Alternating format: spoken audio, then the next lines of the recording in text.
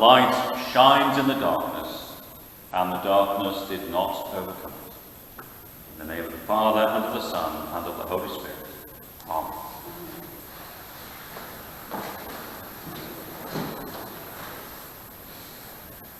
If you go to Marlborough on the island of Anglesey, and you walk out along the headland towards Lifeboat Station, you will find, overlooking the sea, a statue. And the statue was erected in 2004 to Coxswain Dick Evans, one of the bravest lifeboat skippers ever to have served in the Royal National Lifeboat Institute. Dick Evans died on the 14th of September 2001. He was the holder of 2 RNLI Gold Awards, the equivalent of a Victoria Cross given for bravery. And he served as a member of the RNLI for over half a century, and on countless occasions risked his life and often the life of his crew, saving the lives of others. And his story is one of quiet, simple, dignified courage. It's the story of a life lived for others. One of Dick Evans' memories was of launching a rescue during the Second World War. The ship they were looking for was outside of their normal patrol area in unknown waters, and he took his boat and his crew into those waters, which then were a strange place. Now, if you know the island of Anglesey and its coastline, you will know that it is incredibly beautiful, but also treacherous. There are strong tides, there are jagged rocks, there are several small islands, and the maps record countless ships who have ended their days in those waters. Now, during the Second World War in the early 1940s, lighthouses, for obvious reasons, could not shine as much as they would normally shine. Their beacons were dimmed, and the frequency of the beacon was vastly reduced. Sometimes dangerous rocks were indicated only by a very brief flash of light, once every 10 minutes. And for the skipper of a lifeboat, struggling to bring home a damaged ship with injured crew on board, the 10 minutes between flashes must have seemed like an eternity. Dick Evans said, "You had to watch for the light, and then you had to remember where it came from. And you steered a course into the dark, remembering where you'd glimpsed the light." You had to watch for the light, you had to remember where it came from, and you steered a course into the darkness, holding on to that memory. The light shines in the darkness. That is at the core of the gospel of Christmas. And we meet this night to celebrate the coming of God into our world.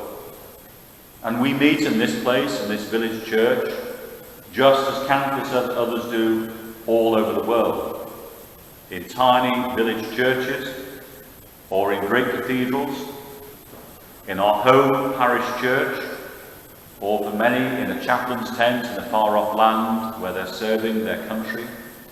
People gather to pray with our loved ones, or perhaps far from home, and perhaps in this very strange year on our own for the first time. People meet this holy night in this hour of darkness.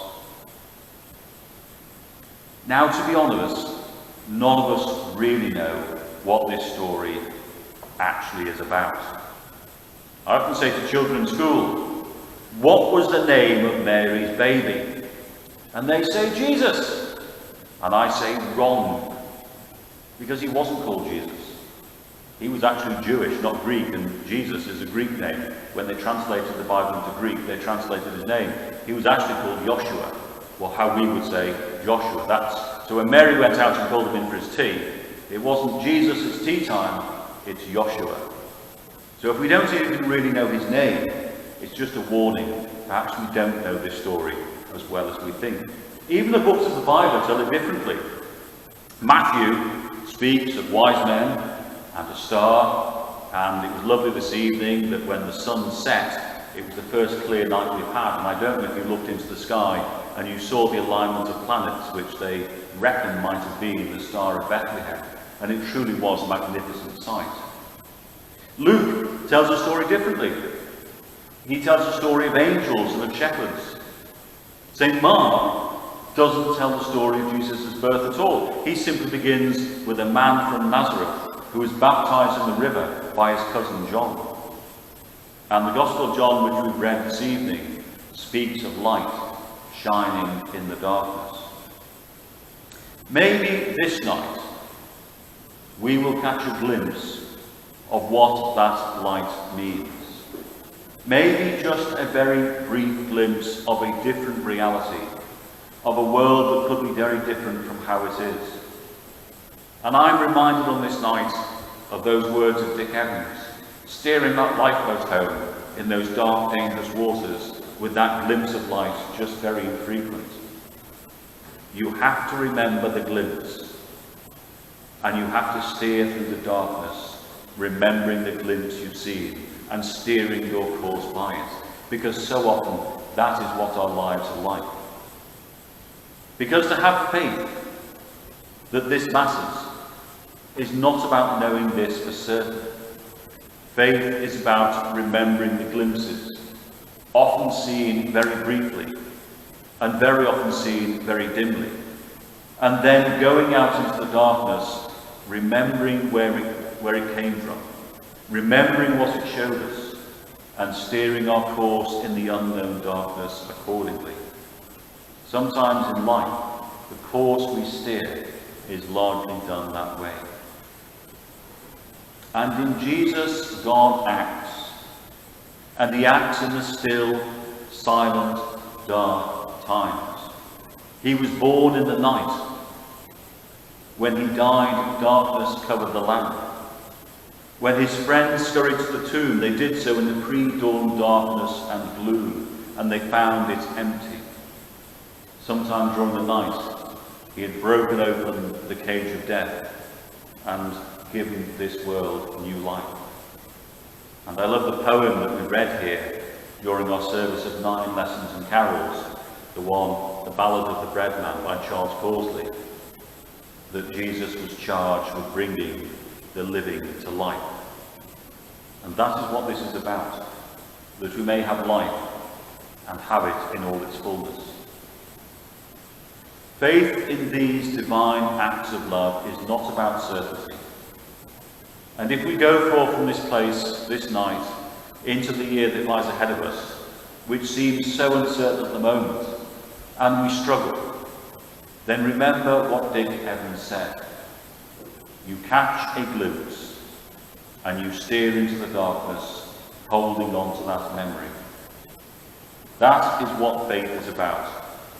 This light leads us courageously, steering a course into the darkness.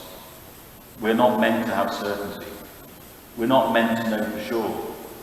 God is with us in all the turmoil of our lives. And in this year in particular, that seems so desperately important to know. That the child we celebrate this night came to us in the darkness as a glimpse of a different reality and gave us a course to steer through the darkness and the uncertainty.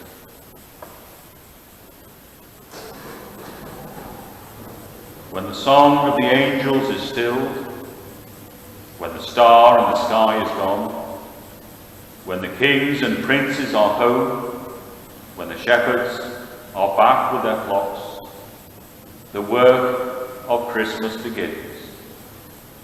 To find the lost, to heal the broken, to feed the hungry, to release the prisoner, to rebuild the nations, to bring peace among the people, and to make music in the heart. Amen.